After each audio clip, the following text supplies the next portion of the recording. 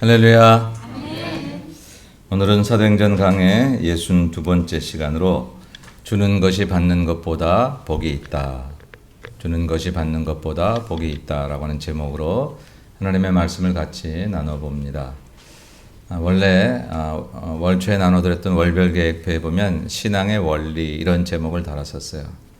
주는 것이 받는 것보다 복이 있다는 게 하나님이 만드신 신앙의 원리이기 때문에 제가 그렇게 제목을 정했다가 설교 준비를 하면서 그 얘기를 직접적으로 제목으로 삼는 게 좋겠다라는 생각이 들어서 그 신앙의 원리가 뭐냐? 주는 것이 받는 것보다 복이 있다. 하나님 만드신 여러 가지 원리 가운데 이게 하나님께서 우리 가르쳐주는 원리이다 하는 것을 제목에 직접적으로 말씀을 그렇게 적었습니다.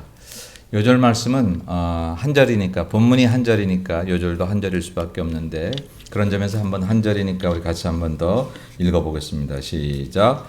범사에 여러분에게 모본을 보여준 바와 같이 수고하여 약한 사람들을 돕고 또 주 예수께서 친히 말씀하신 바 주는 것이 받는 것보다 복이 있다 하심을 기억하여야 할지니라. 아멘. 여러분 가지신 성경을 보면 복음서를 이렇게 읽어보면 거기 빨간색으로 된 글씨들이 있지요. 다 직접 예수께서 하신 말씀들만 골라서 빨간색으로 이렇게 표현을 색깔을 칠해 놓은 것입니다. 거의 대부분의 성경이 그 원칙들을 따르고 있는데 그래서 오늘 본문을 보면 주는 것이 받는 것보다 복이 있다 하신 이 말씀이 예수님이 직접 하신 말씀이기 때문에 빨간색으로 이렇게 여러분들에게 구별을 해드렸는데 그런데 이 말씀을 복음서에서 아무리 찾아봐도 없어요. 예수님의 말씀은 주로 사복음서에 기록되어져 있는데 이 말씀을 아무리 복음서에서 찾아봐도 예수께서 하신 말씀으로 기록되어 있지 않습니다. 기록되어 있지 않는 게 아니라 찾아볼 수가 없지요. 물론 예수님이 하신 말씀을 복음서가 다 기록한 게 아니니까 예수님이 하신 말씀에 비하면 비교할 수도 없을 만큼 적게 기록할 수밖에 없었으니까 복음서에 기록되지 않은 말씀 중에 예수님이 하신 말씀은 너무나 많겠죠. 그럼 사도 바울은 도대체 이 말씀을 어디서 들었을까? 성서학자들이 이렇게 생각할 때에 그 당시에는 예수님의 말씀이 이렇게 구전을 통해서 이렇게 전승되던 그런 시절이 있었습니다. 오병이의 기적에 참석했던 사람도 있고 내병이 직접 고침받았던 사람도 있고 산상에 올라가서 예수님의 교훈을 이렇게 들으면서 날이 새는 줄도 모르고 그렇게 말씀을 들었던 사람들도 있고 그 사람들이 다 살아있어서 내가 산에 가서 말씀을 들을 때 내가 무리 가운데 병자를 고치는 그 현장에 내가 있었을 때에 보리떡 5개 물고기 2마리로 그것이 기하급수적으로 들어 때도 없어지지 않는 그 놀라운 현장에 있었던 5,000명이 넘는 그런 수많은 사람들이 아직 살아있던 때에 그때 사람들이 자기가 들은 말씀을 이렇게 사람들에게 말로 옮기던 그런 때에 바울도 그 누군가를 통해서 그런 이야기를 듣고 그것을 잘 모아두었던 그런 말씀 중에 하나가 아닐까 이런 생각을 하기도 하고요. 또 당시에는 예수님의 말씀만 모아놓았던 책이 있습니다. 지금은 그 책이 존재하지 않아요. 그러나 초대 교부들의 문헌에 보면 예수님의 어록, 기적이나 행함이나 다른 그런 일들을 기록하지 않고 예수님께서 말씀하신 그 말씀, 금원집처럼 그렇게 모아놓은 책이 있었는데 로기온이라고 하죠. 그런 책들이 있었다는 기록이 있는데 아마 그런 것들을 통해서 예수님의 말씀을 이 말씀을 알지 않았을까라는 생각도 하고요. 그러나 정확한 출처는 알 수 없지만 예수님께서 저렇게 사셨고 비슷한 말씀들을 많이 가르치신 것을 생각하고 또 이것이 성경에 기록된 것 우연이 아닐 텐데 성령에 의해서 기록된 것이라고 하면 바울이 어떤 경로를 통해서 들었는지는 모르지만 어쨌든 예수께서 하신 말씀을 지금 바울이 홀로 간직하고 있는 말씀 가운데 저 말씀은 참 아주 위대하고 놀라운 주님의 말씀이라는 것을 우리가 알 수 있습니다. 주는 것이 받는 것보다 복이 있다라고 하는 것. 이게 지금 바울이 자기의 삶 속에서 뼈저리게 느끼고 또 그렇게 살려고 애썼던 예수님의 말씀. 그 말씀이에요. 여기서 물론 준다고 하는 것은 오늘 이 사도행전 20장은 지난 시간에 공부한 것처럼 예루살렘으로 이제 각 이방 교회들이 헌금한 것을 어려운 예루살렘에 이제 가져가기 위해서 에베소 교회에 3년 동안 사역하던 것을 중단하고 그 교회 장로들을 모아놓고 고별 설교하던 중에 하신 말씀입니다. 그래서 물론 물질적으로 지금 주는 것에 대해서 좀 강조점이 있기는 하지만 원래 예수께서 말씀하실 때에는 꼭 물질만이 아니라 우리에게 있는 사랑을 주고 믿음을 주고 마음을 주고 위로와 격려를 주고 때로는 주님은 당신의 생명까지 주셨고 그리고 물론 우리에게 있는 물질을 또 주고 이런 모든 것들을 포함한 그런 얘기다. 그래서 주는 것이라고 할 때 물질로 도와주는 것, 구제하는 것 물론 들어가고요. 마음으로 사랑하고 위로하고 격려하고 그리고 사람이 어려울 때 아무거 안 해도 그냥 그 옆에 있기만 해도 도움이 되는 그런 모든 총체적인 도움들을 우리가 가리켜서 생각할 수 있겠다라고 하는 거예요. 근데 문제는 뭐냐면 이게 정말일까라고 하는 의구심이라고 하는 거죠. 여러분은 어떤지 모르겠습니다. 이게 제가 이렇게 의심으로 먼저 질문을 던져봅니다. 정말 주는 게 받는 것보다 행복할까? 이런 질문. 여러분 어떠세요? 아니에요? 너무 빨리 나오네 그 대답이. 왜 우리가 아니요 혹은 제가 이렇게 질문을 던지냐면 우리는 받는 게 좋으니까. 받는 게 좋으니까. 제가 이렇게 설교를 한다고 제가 받는 게 싫다는 게 전혀 아닙니다. 여러분 오해하지 마세요. 받는 게 좋아요. 받는 게 좋아요. 오늘 얘기도 보면 주는 것이 받는 것보다 복이 있다 그랬으니까 받는 건 복이 안 된다 그 소리는 아니야. 잘 받는 거 중요해요. 가끔씩 이렇게 도움을 줄 때 너무 미안해요. 죄송해요. 그래서 안 해도 돼요. 그럴 때도 있지만 잘 받는 것도 귀한 겁니다. 잘 받으시고 되갚으시면 돼요. 그 누구에게라도.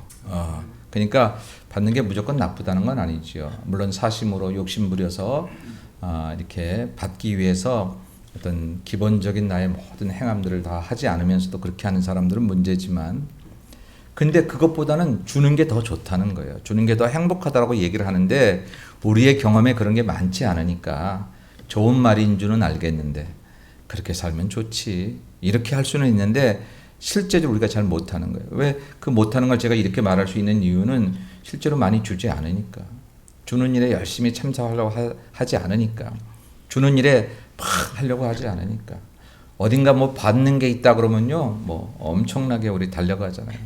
무슨 백화점에서 무슨 세일인데 사은품을 뭘 더 해준다 그러면 거의 목숨 걸고 여기 말고 한국에서 그렇게들 많이 하는데 줘야 될 일, 내가 내 시간을 좀 줘야 되고 내 이 몸 바쁜데도 내 몸에 수고를 줘야 되고 사랑을 줘야 되고 물질을 줘야 되고 이런 일에 있어서는 정말 어쩔 수 없이 하는 경우도 있고 또 자원해서 잘하시는 분들도 있지만 많은 경우에는 그렇게 애써서 하지는 않는 것. 그게 우리들의 솔직한 모습이라고 할 때 과연 이 설교 제목 앞에서 우리는 어떻게 해야 될까? 정말 주는 게 받는 것보다 복이 있다는 사실에 대해서 우리는 어떻게 해야 할까? 오늘 그런 질문을 전제하고 이런 질문이 기후가 되기를 바라는 마음으로 이제 말씀을 합니다. 왜 정말 주는 것이 받는 것보다 더 행복한 것일까? 이게 틀린 거라면 성경에 기록될 리가 없을 텐데 맞는 말이니까 성경이 기록하죠. 예수님이 하신 말씀이니까 틀리지 말아야 될 터인데 왜 우리는 못 느낄까? 못 느낀다면 못 느끼는 우리가 맞는 걸까? 아니면 저렇게 말씀하신 예수님이 맞는 걸까? 하는 것을 오늘 같이 한번 생각해 보려고 합니다. 왜 주는 것이 더 행복한 것일까? 여러분 왜 우리는 주는 것이 더 행복한 것이라고 말씀하신 예수님의 말씀 앞에 우리는 굴복해야 될까요? 그것은 첫째로 하나님의 사람을 만들 때에 주는 것이 더 큰 행복을 느끼도록 아예 그렇게 만드셨기 때문입니다. 하나님이 사람의 매뉴얼을 만드실 때에 우리는 받아서 행복한 것보다 주어서 행복하는 게 훨씬 더 크도록 만드셨어요. 그러니까 받아서도 행복하지 않은 건 아니라고 아까 얘기했습니다. 요즘에 우리 여성교회들은 뭘 받는 재미를 조금 느끼시죠? 카톡에 뭐 이렇게 정신만 조금 차리면 뭐가 막 오시는 줄 알아요. 우리 남성교회원들은 그 혜택을 못 받지만 재밌어요. 좋아요. 받는 거 나쁘다고 하는 게 아니라 재미가 있어요. 그런데 그거보다는 주면서 얻는 행복을 더 크도록 하나님이 우리를 지으실 때 우리의 모든 구조를 그렇게 만드셨다는 거예요. 근데 왜 못 느껴요? 그건 우리가 창세기 3장 이후로 죄가 이 땅에 들어와서 하나님의 형상을 파괴했어요. 우리에게는 온전한 하나님의 형상이 있지 않아서 그것을 회복해 나가는 과정이 있어요. 예수 그리스도를 통해서 우리의 생각과 우리의 삶이 회복되어 나가는 과정 속에 있어요. 만일 그게 회복되지 못하면 우리는 여전히 파괴된 형상으로 우리는 받는 게 좋을 거예요. 근데 그리스도를 통해서 우리의 믿음을 받고 우리가 우리의 인격을 고쳐나가고 전에 있던 생각들이 내 생각이 옛 것이었음을 깨닫고 주님이 주시는 생각이 참된 것임을 우리가 믿음으로 받아들일 수 있는 성숙도가 더해져 갈수록 우리는 받는 것보다 주는 게 좋은 것이라는 생각들을 가지게 된다라고 하는 것입니다. 그러니까 저 얘기는 하나님께서 사람을 그렇게 지으셨기 때문에 우리가 그럴 수밖에 없다. 아까 요절 말씀 우리가 봤지만 주는 것이 받는 것보다 복이 있다라는 것은 너희들의 경험에 이런 게 맞겠니? 라고 물으시는 하나님의 말씀이 아니에요. 너희들이 이 말에 동의할 수 있니? 그렇게 물으시는 게 아니라 저게 맞다는 거예요. 그럼 저게 맞는데 내가 그렇게 못하면 못하는 내 생각을 기준 삼아 살까? 아니면 맞는 하나님의 말씀을 기준 삼아 나를 고칠까? 문제는 간단합니다. 저와 여러분이 고쳐야 되죠. 우리가 주면서 행복하고 나누어주고 베풀수록 우리 인생이 참 하나님께 감사하고 준 것으로 오히려 내가 내 마음에 뭐 그 어떠한 자랑도 생색도 아니고 그저 감사. 하나님 내가 이렇게 줄 수 있음에 내가 나눌 수 있음에 나 같은 사람이 뭐라고 이렇게 할 수 있음에 감사합니다. 그렇게 행복해져 가는 것이 우리가 원래 하나님의 형상을 회복하고 그게 예수 믿는 이유다라고 하는 것이죠. 어떤 분들은 교회에 귀한 일을 하고 나면 감사해요 이렇게 해서 너무너무 감사하네요. 그러면 그렇게 말씀들을 하세요. 아니요 목사님 감사하긴요. 제가 감사하죠. 저한테 이런 기회를 주셨고 이렇게 섬길 수 있는 시간과 또 이렇게 은혜를 주셨고 또 다행히 제가 그렇게 섬길 수 있는 형편이 된 게 얼마나 감사한지요. 이렇게 말씀하시는 경우들이 많이 그게 정답이지요. 섬길 수 있고 베풀 수 있고 나눌 수 있고 만일 내가 그럴 수 있다면 일단 내가 그렇게 사는 거니까 그게 행복임을 갖고 사는 것은 원래 하나님이 나를 지으신 그 매뉴얼대로 사는 거니까 그게 얼마나 귀한 일인지. 저와 여러분의 인생을 한번 돌아보면 우리는 받는 기쁨들이 있었고 때를 따라 주는 기쁨도 있었을 터인데 한번 그거를 이렇게 저울로 이렇게 비교해 본다면 어느 게 더 클까? 지금도 우리는 여전히 받는 기쁨 쪽으로 무게중심이 쏠릴까? 아니면 언제부턴지 아직 부족하지만 아직 풍성하게 하진 못했지만 그래도 조금씩이라도 베풀고 나누고 섬기고 이런 쪽에 내 인생에 기쁨이 있다는 것을 알게 될까라고 하는 것.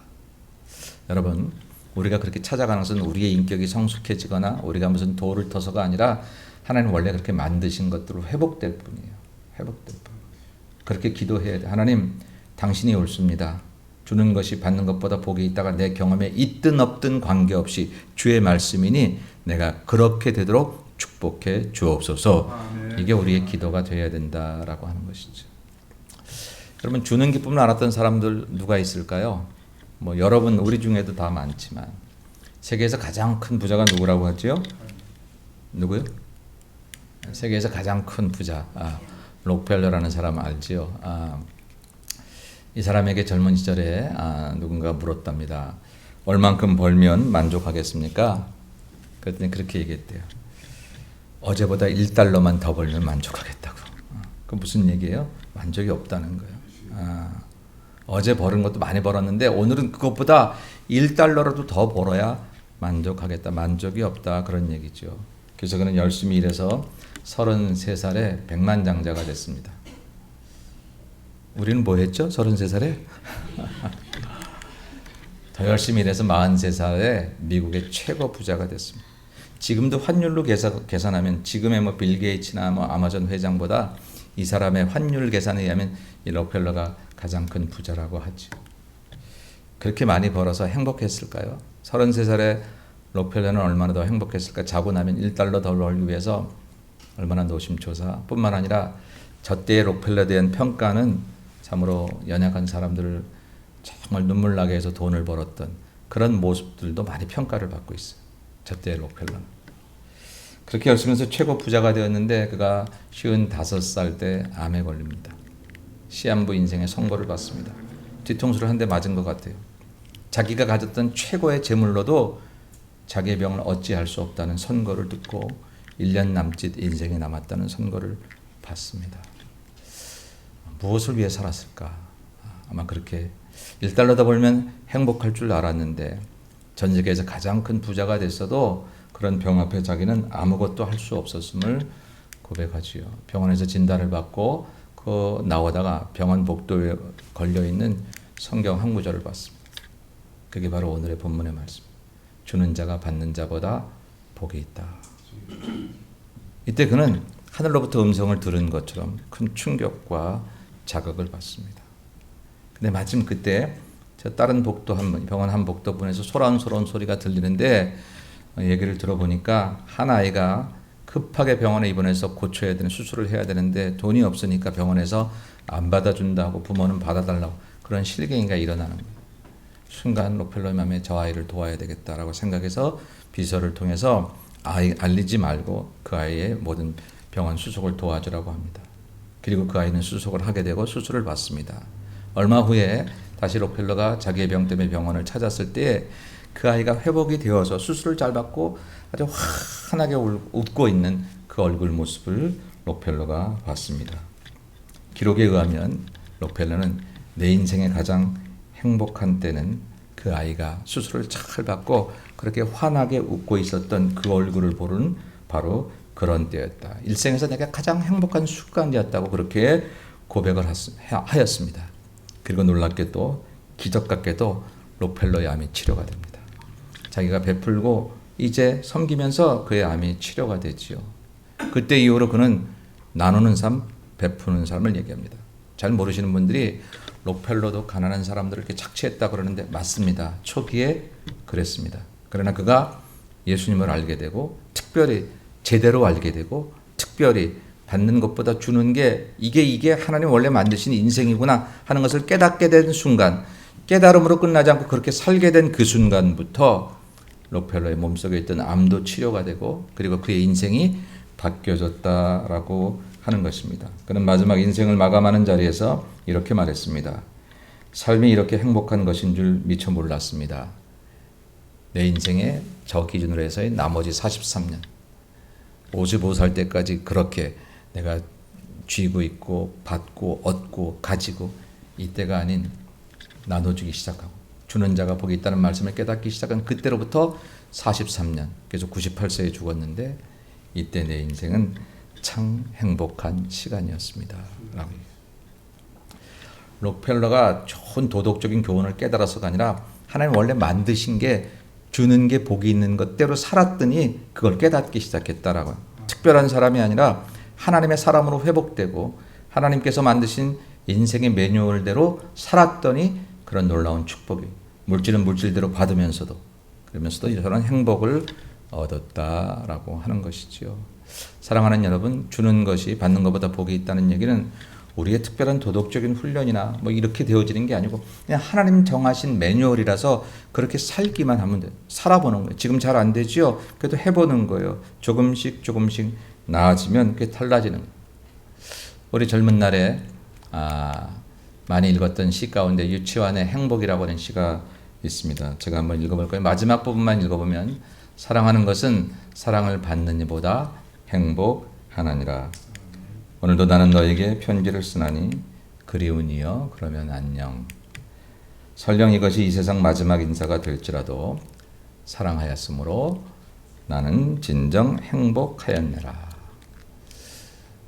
젊었을 때 연애 편지 중에 이런 거 함께 이렇게 문구 하나 넣어가지고 사랑하였으므로, 사랑받았으므로가 아니라 우리가 어릴 때는 우리가 좀 잘 모를 때는 받은 것, 받지 못해서 불행하고 받은 것으로 행복할 수 있다고 생각했는데 참된 행복은 내가 줄 수 있어서 사랑할 수 있어서 행복했더라. 근데 이게 저 시인의 인생을 통찰한 게 아니라 하나님께서 만드신 매뉴얼이 인간이라는 게 원래는 내가 줌으로 베풀고 나눔으로 내가 그렇게 함으로 더 행복할 수 있다고 만드셨기 때문에 그냥 그렇게만 깨닫게 되면 우리는 그 행복이 온다. 왜 주는 것이 받는 것보다 행복할까? 제가 좀 경험적인 얘기들을 여러분들에게 해드리고 싶어요. 그럼 여러분들이 이해를 잘할까? 아니, 이건 이해의 차원이 아니라 이건 받아들임입니다. 하나님의 말씀은 이해되면 진리고 이해가 안 되면 비진리가 아니라 내게 이해가 되든 이해가 되지 않든 내 경험에 있든 없든 그것이 진리라 거기에 나를 맞추는 게 중요하니 이제 우리까지 인생이 받아서도 행복했다면 그 감사할 일이고 더 행복해지기 원하거든. 그리고 더 그렇게 살아야 되는 까닭이 하나님의 말씀이기 때문에 우리는 이제부터 준 것으로, 베푸는 것으로, 나누는 것으로, 주는 것으로 우리 인생 행복을 찾아가는 새로운 록펠러 인생의 후반전을 우리도 살아야 할 것이다. 왜 주는 자가 받는 자보다 행복할까? 하나님이 그렇게 만드셨기 때문입니다. 두 번째는요, 왜 주는 것이 받는 것보다 더 행복한 것일까? 그것은요, 하나님이 주게 되면 그 주는 것은 그냥 없어지거나 손해보는 게 아니라 자기 자신에게 돌아오는 복으로 만드셨기 때문입니다. 기가 막힌 부메랑이 있어요. 영적인 부메랑이 있더라고요. 그냥 내 눈에는 내가 손해본 것 같기도 하고, 계산을 하자면 그냥 손해보고 내게서 떨어져 나간 것인데 하나님은 정확하게 계산하사 거기다가 몇 배 이렇게 보태셔가지고 다시 나에게 돌아오게 하시더라. 이게 또 하나님이 정하신 신앙의 원리예요. 그거 믿을 수 없어요. 왜 못 믿죠? 안 해봐서 그래요. 안 해봐서 그래요. 해보세요. 제가 장담할 문제는 아니에요. 성경의 얘기니까. 성경의 얘기를 제가 장담하면 성경이 맞고 뭐 장담 못하면 성경이 안 맞는 거 아니니까. 우리들의 경험에 이 세계가 있어야 돼. 주는 것은 자기 자신에게 돌아오는 행위예요. 우리는 사실 저렇게 해서 주려고 했던 건 아니었어요. 하나님 말씀 따라 살기 위해서 그냥 주는 것으로 만족하려고 했어요. 근데 하나님의 계산법에는 우리가 모르는 그런 계산을 하고 계시더라고요. 다시 돌려주는 계산을 하나님이 하시더라라고 하는 거죠. 신명기 15장에 보면 이런 하나님의 계산법에 대해서 얘기하고 있는데 우리 한번 같이 읽어보도록 하겠습니다. 다 같이 시작. 내 하나님 여호와께서 내게 주신 땅 어느 성읍에서든지 가난한 형제가 너와 함께 거주하거든 그 가난한 형제에게 내 마음을 완악하게 하지 말며 내 손을 움켜쥐지 말고 반드시 내 손을 그에게 펴서 그에게 필요한 대로 쓸 것을 넉넉히 구워주라. 아니 왜 가난한 사람은 가난한 사람이고 난 열심히 내 돈 벌었는데 왜 내 옆에 가난한 사람이라서 내가 신경 써야 돼? 여러분 그렇죠. 근데 하나님이 그렇게 하래네요. 왜는 나중에 우리 천국 가서 물어보시고 왜 이렇게 하지? 나 이 말씀들이 얼마나 힘들었는지 몰라요. 왜 어떻게 또 내 옆에는 가난한 사람이 그렇게 많았는지. 우리 그렇게 나중에 항의하시더라도 일단 이 말씀은 성경의 말씀이잖아요. 나보다 못한 사람은 나보다 인생을 잘못 살아서 못한 게 아니라 하나님이 나를 복 주시기 위해서 그 사람에게 베풀면 그것에 몇 배를 쳐가지고 나에게 복 주시기 위해서 갖다 놓은 그런 하나님의 사람들이라는 사실들을 여러분 기억하십니까? 아주 오래전에 필리핀의 홍석욱 선교사님이 오셔서 거기 깜된 아이들을 얘기할 때 그렇게 얘기하셨던 기억이 나요. 그들은 뭐 무슨 죄를 져가지고 그 빈민 공동체에 태어났느냐고. 내 대신 태어난 하나님의 사람들이라고.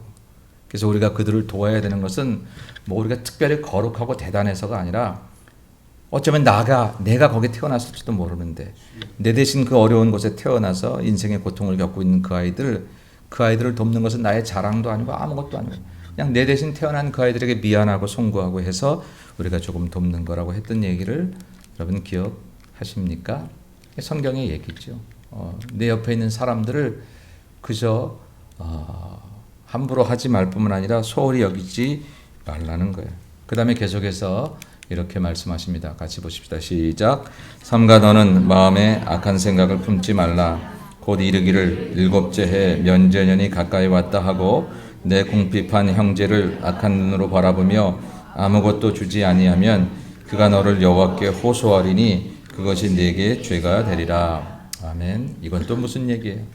안 도와줬다고 그 사람이 하나님께 호소하면 그 내 죄래네. 이런 억울할 때가 하나님의 계산법이에요. 사람끼리는 이거 아니 내가 당신 안 도와줬다고 당신이 나한테 내가 죄라고 그러면 그건 말이 안 되죠. 이거는 자연인에게는 이해가 되지 않는 말입니다. 하나님의 사람에게는 저렇게 살라고 하는. 그러니까 우리가 살아가는 것이 교회에 들어와 있는데 사고는 자연인의 사고를 계속 들어와 있으면 하나님 말씀은 계속 우리를 피곤하게 합니다. 계속 부딪힙니다. 계속 우리에게 어려움을 주는 거예요. 왜 이런 생각을 자꾸 우리에게 주지? 라는 생각을 하게 되죠. 근데 하나님의 사고로 우리가 바꿔야 돼요. 하나님의 사고로 바꾸기 시작하면 저런 얘기들이 이제 믿어지기 시작하는 거예요. 내 옆에 있는 사람들을 내가 돌보지 않으면 실제로 내 옆에 있는 사람이 고소한다는 뜻이 아니라 내 옆에 있는 사람이 실제로 고소해도 된다는 그런 뜻이 아니라 하나님이 그렇게 여기시겠다는 거예요. 고소를 받은 것처럼 그렇게 여기시겠다라고 하는 것입니다. 나는 그를 무슨 잘못을 범하지 않았, 그에게 나쁜 일을 하지 않았는데요.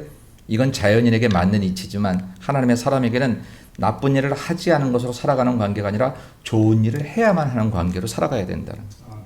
우리 영적 수준을 높이시는 얘기, 그렇게 살긴 피곤한데 그렇게 살긴 싫은데 그러면 교회 안에 있을 자격이 없어지는 거예요. 성경 들고 교회 왔다고 우리가 교인 자격이 아니라 하나님의 가치대로 살려고 우리가 다짐해야 그래야 교인 되는 거잖아요.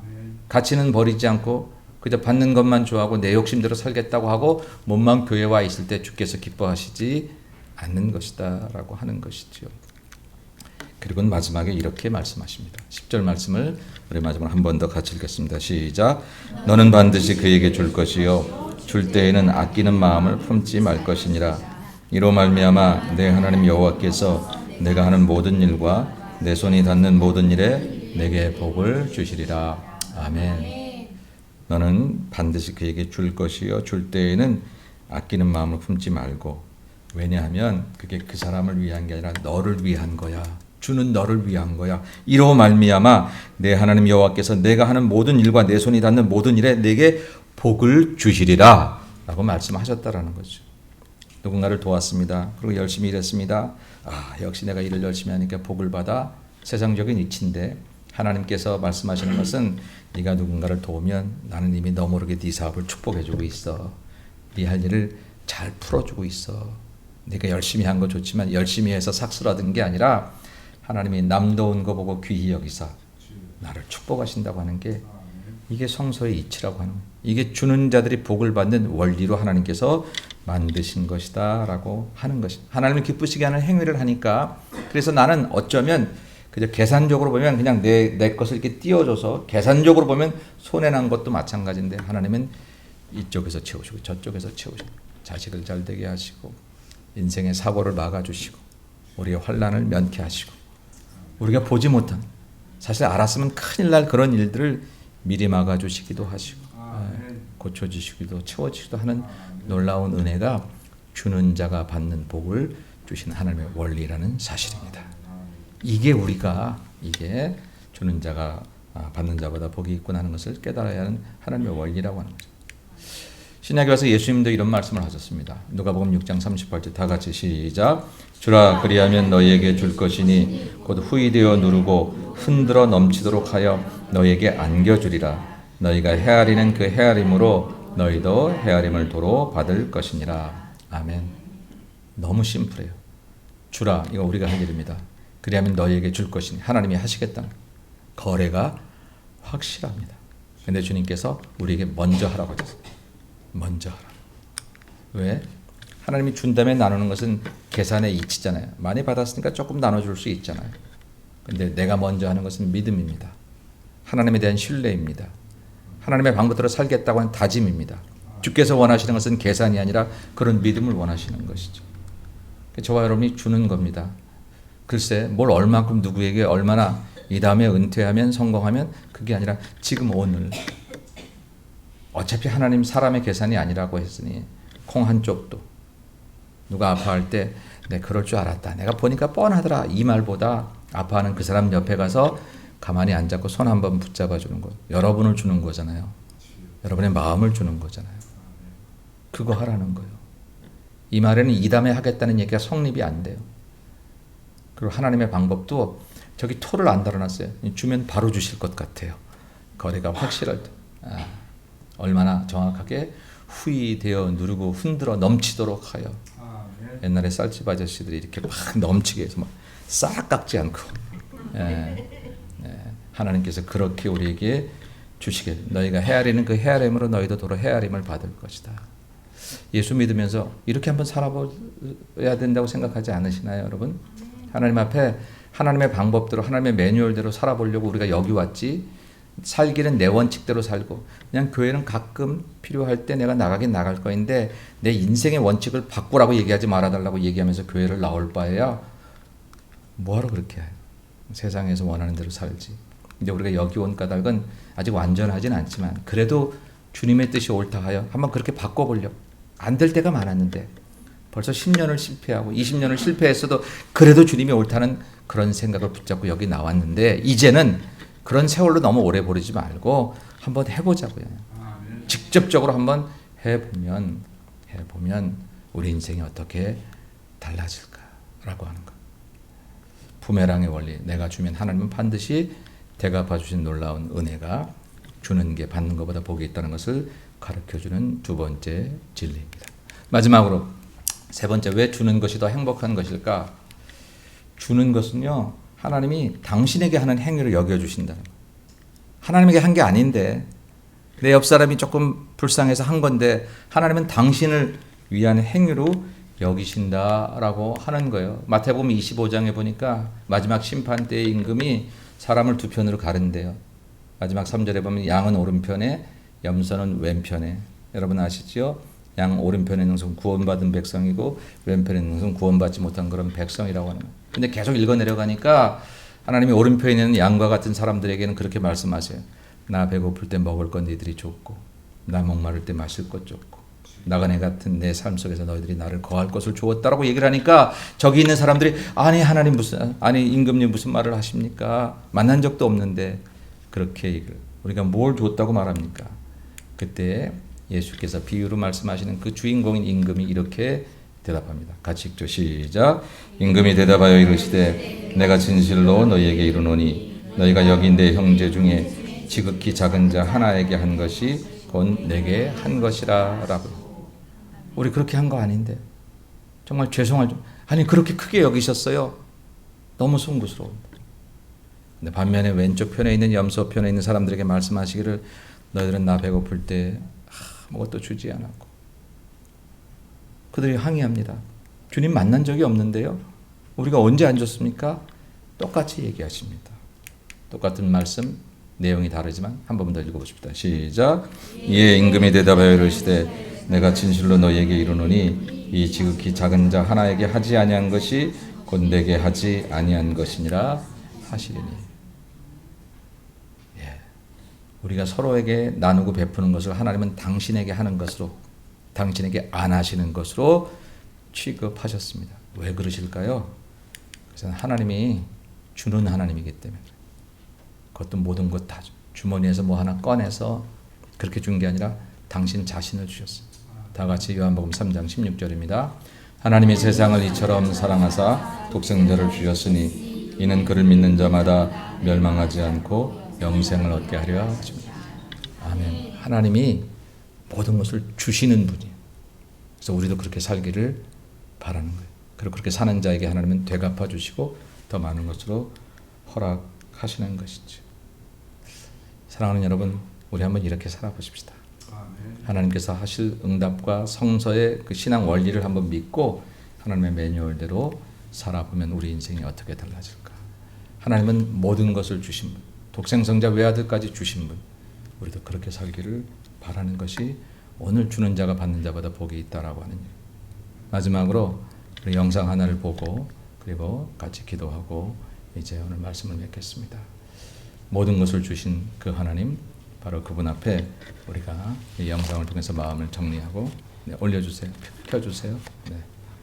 그리고 하나님은 우리에게 주는 분이었기 때문에 우리도 하나님께 주는 분으로 다가가기를 바라는 것. 영상을 잠깐 보겠습니다. 기도하겠습니다. 주는 것이 본질이신 하나님, 그 말씀에 순종하여 목숨을 주러 오신 예수님, 이제 저희들이 그 하나님, 그 예수님을 믿는데 하나님 우리의 삶이 하나님의 본질처럼 닮아가기를 소원합니다.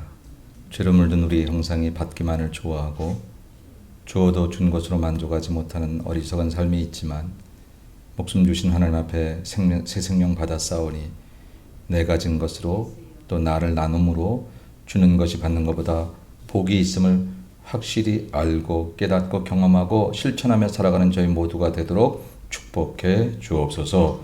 예수님의 이름으로 기도하옵나이다. 아멘.